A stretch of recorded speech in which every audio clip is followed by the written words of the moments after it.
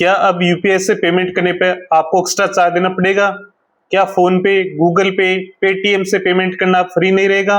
Social media पर इन दिनों ऐसी खबरें तेजी से वायरल हो रही हैं, लेकिन दोस्तों क्या ये सच है या फिर एक बड़ी खबर को सोशल मीडिया पर आधा अधूरा दिखाया जा रहा है? नमस्कार दोस्तों, पूरा विवाद जुड़ा है taxation and other laws amendment bill 2026 से। इस बिल में payment and settlement system act 2007 की सेक्शन 10(1) में अमेंडमेंट का प्रस्ताव है। इसका मकसद फ्यूचर में यूपीआई ट्रांजैक्शन पर मर्चेंट डिस्काउंट रेट यानी एमडीआर लगाने के लिए फ्रेमवर्क को अनेबल करना है। और यहीं से सोशल मीडिया पर हेडलाइन बन गई, अब यूपीआई पर चार्ज लगने वाला है। एमडीआर क्या है? एमडीआर यानी मर्चेंट डिस्काउंट रेट। जब कोई कस्टमर डिजिटल पेमेंट करता है तो उसे पेमेंट को प्रोसेस करने के पीछे पूरा पेमेंट इकोसिस्टम काम करता है, जैसे banking infrastructure, payment framework, technology, fraud prevention और ट्रांजैक्शन प्रोसेसिंग जैसी कई चीजों की कॉस्ट होती है। इसी तरह की कॉस्ट को रिकवर करने के लिए मर्चेंट साइड पर एमडीआर जैसी फीस लग सकती है। एमडीआर का बेसिक कॉन्सेप्ट मर्चेंट साइड से जुड़ा होता है, न कि कस्टमर की साइड से। अब आते हैं सबसे बड़े सवाल पर, क्या हर यूपीआई पेमेंट पर चार्ज लगेगा?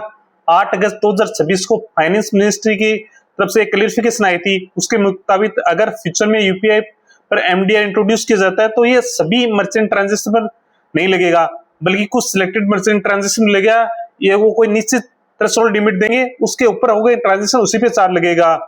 और ये है कि सरकार की तरफ से ये कहा गया कि एक नॉमिनल चार्ज लगेगा, जो एमडीआर डेबिट कार्ड और क्रेडिट कार्ड पे लगता है उससे काफी कम होगा।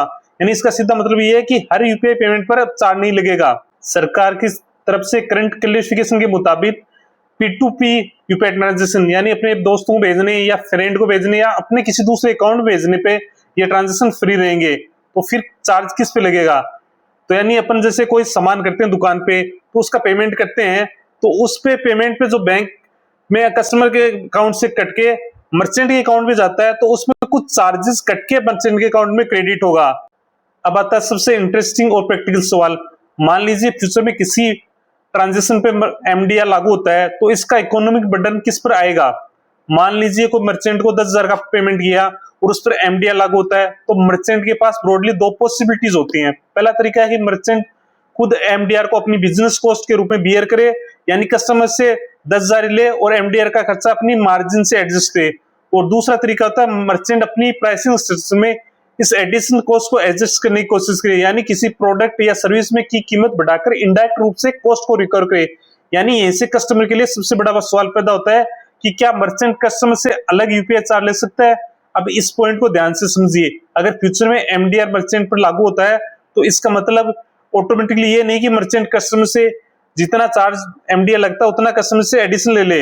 ये पूरी तरह डिपेंड करेगा फ्यूचर में गवर्नमेंट, आरबीआई और एनपीसीआई की फ्यूचर गाइडलाइन के बारे में। क्रेडिट कार्ड एमडीआर और यूपीआई एमडीआर के रूल भी नेसेसरी एक जैसे नहीं होते, इसलिए अभी ये कहना मुश्किल है कि यूपीआई पर एमडीआर लगा तो हर मर्चेंट कस्टमर से अलग से चार्ज लेगा। अगर आपको ये जानकारी यूजफुल लगी हो तो वीडियो को लाइक करें, वीडियो को अपने दोस्तों और फैमिली मेंबर्स के साथ जरूर शेयर करें जो हर रोज यूपीआई का इस्तेमाल करते हैं।